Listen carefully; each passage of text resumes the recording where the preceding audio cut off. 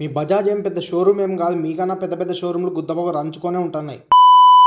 Hello Amigos, నా పేరు వెంకట్, మీరు చూస్తున్నారు NS smarts and blogs. So ఇవాళ మన వీడియో వచ్చేసి మీరు ఆల్రెడీ థంబ్నెయిల్లో చూస్తుంటారు, అలాగే ఇంట్రోలో కూడా చూస్తుంటారు. సో నా ఫ్రస్ట్రేషన్ ఏ లెవెల్లో ఉందో మీరు అర్థం చేసుకోవచ్చు.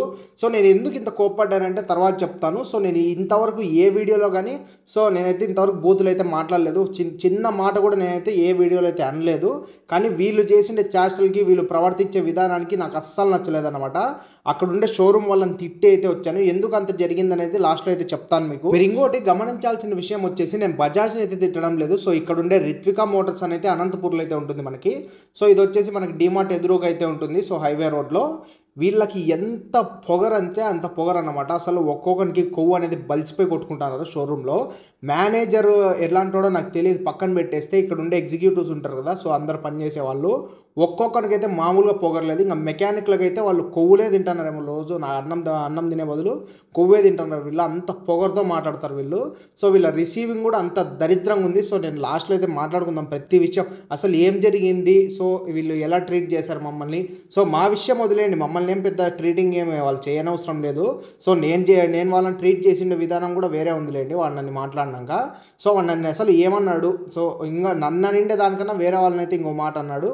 సో దాని గురించి అయితే నాకు చాలా కోపం వచ్చి అక్కడే బూతులు అయితే తిట్టేసి వచ్చాను. సో అది మళ్ళీ మాట్లాడదాం. మీరు నాకు తెలిసినంత వరకు N150 రివ్యూ తెలుసుకోవడానికే వచ్చింటారు. సో అలాగే ఈ బజాజ్ షోరూమ్ పొగరు కూడా ఈరోజు అయితే అనగబెడదాము. సో వీలైనంత వరకు ఈ వీడియో అయితే షేర్ చేయండి. అక్కడ బైక్స్ అయితే తీసుకోవద్దండి, మీరు ఇంకా ఎక్కడి నుంచి అయినా తెప్పించుకోండి కానీ వీలుంటే. సో ఈ రిత్వికా మోటార్స్ అనే వాళ్ళ దాంట్లో మ్యాక్సిమం కొనకుండానే ఉండండి. ఎందుకంటే నేను ఆల్రెడీ బజాజ్ షోరూమ్ది ఈ రిత్వికా మోటార్స్ స్పెషల్గా సో మనమైతే సర్వీస్ కూడా ఎలా ప్రొవైడ్ చేస్తారో అనేది అయితే ఆల్రెడీ వీడియో అయితే చేసాము. దాంట్లో కూడా చాలా ఘనకార్యాలు అయితే చేశారు వీళ్ళు. డబ్బు తప్ప ఇంకో దాన్ని పట్టించుకునే మనుషులు అయితే లేరు. మీరు డబ్బు పెడితే మీకు ఉంటుంది. సో బైక్ని తెచ్చి సర్వీస్ పొద్దున పెట్టి అంటారు. సో 2 రోజుల తర్వాత తీసుకోబో, రేపు పొద్దున వచ్చి తీసుకోబో, ఇంకా మాకు వేరే పనులు ఉండవా. సరే మళ్ళీ మాట్లాడదాము, ఇవన్నీ వదిలేసి ముందు ఈ బైక్ రివ్యూ, దీంట్లో ఫీచర్స్ ఏమున్నాయి ప్రతి ఒక్కటి అయితే తెలుసుకుందాము. అంతకంటే ముందు మన ఛానల్కి ఎవరైనా కొత్తగా వచ్చింటే బైక్స్ గురించి, కార్స్ గురించి ఇంట్రెస్టింగ్ విషయాలు, ఎంటర్టైనింగ్ విషయాలు తెలుసుకోవాలంటే ఇప్పుడే మన ఛానల్ని సబ్స్క్రైబ్ చేసుకోండి. అలాగే వీడియో నచ్చినట్లయితే లైక్ చేసి మీ ఫ్రెండ్స్ అండ్ ఫ్యామిలీకి అయితే షేర్ చేయండి. ఇక వీడియోలోకి అయితే వెళ్ళిపోదాం.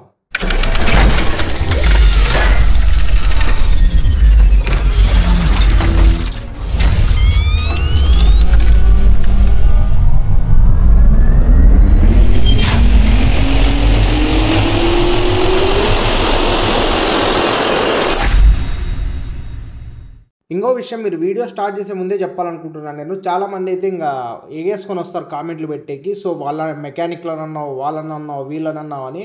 సో మీరు ఎటువంటి కామెంట్స్ పెట్టనవసరం లేదు. లాస్ట్ వరకు అయితే వీడియో చూడండి. మీరు కూడా షోరూమ్కి వెళ్ళకోకుండానే ఉంటారనమాట.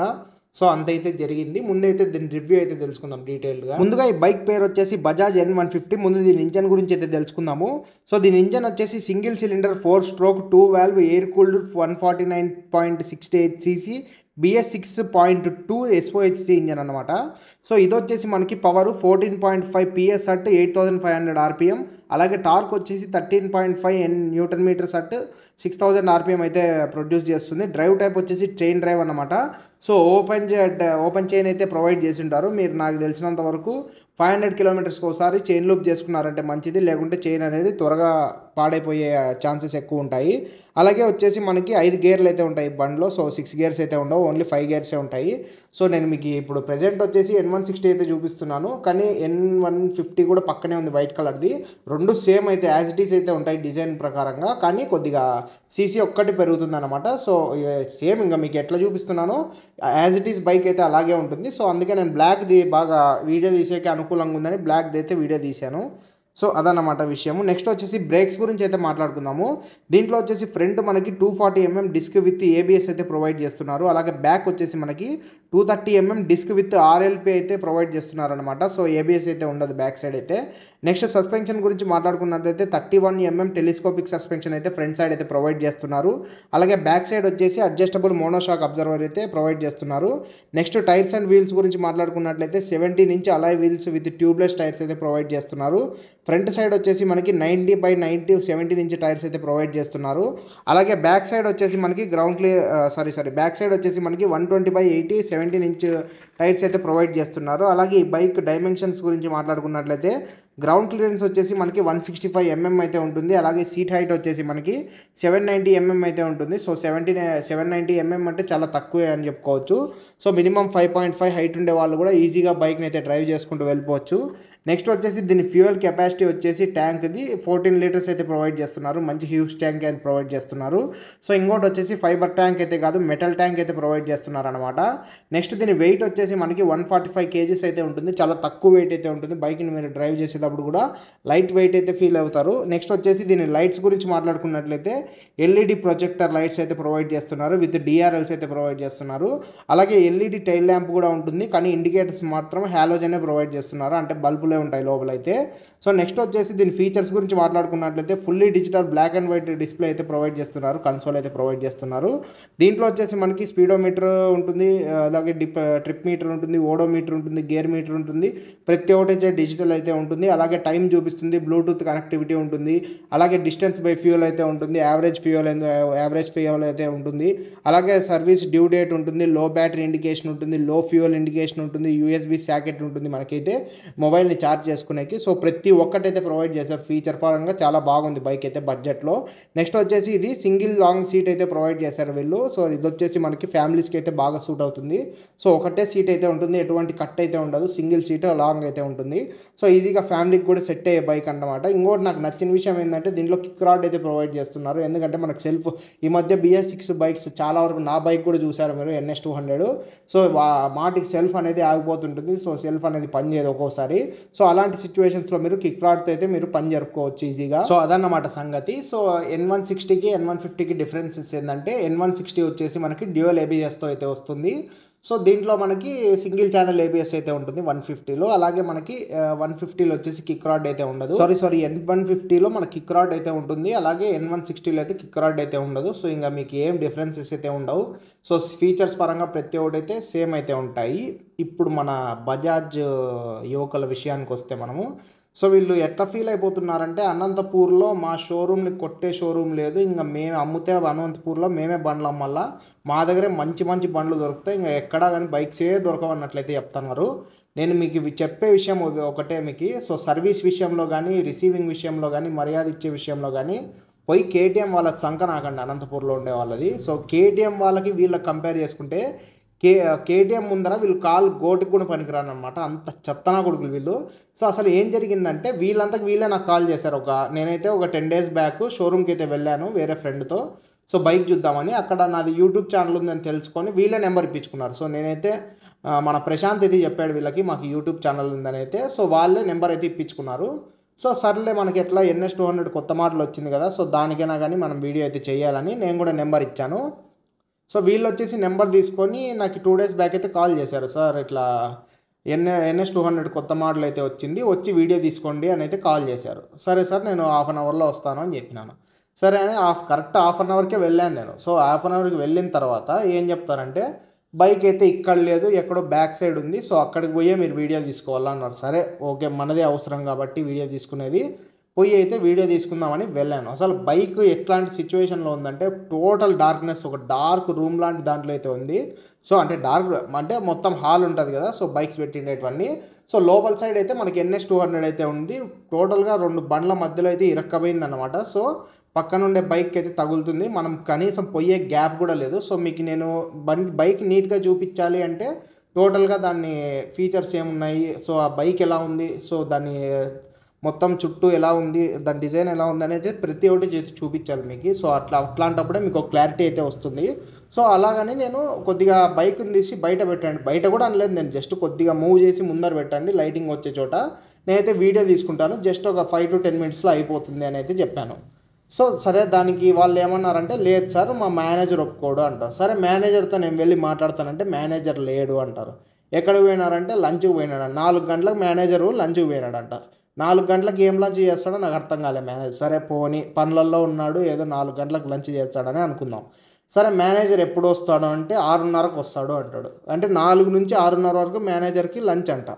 ఇది ఎక్కడ లంచ్ పీరియడో నాకు అర్థమే కాదు. అయితే సరే అది కూడా వదిలేయండి, పోనీ 6 వరకు అయితే మేము వెయిట్ చేస్తాము అని అయితే చెప్పాము.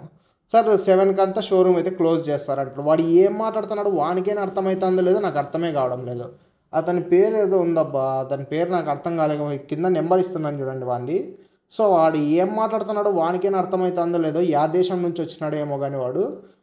సో ఇలాగైతే అంటున్నాడు. నెక్స్ట్ వచ్చేసి సర్లే ఓకే నేను రేపైతే వస్తాలే బ్రో అనేది చెప్పాను. ఇప్పుడు ప్రజెంట్ వచ్చేసి మన N150 బైక్ అయితే అక్కడ పార్క్ చేసి ఉన్నారు.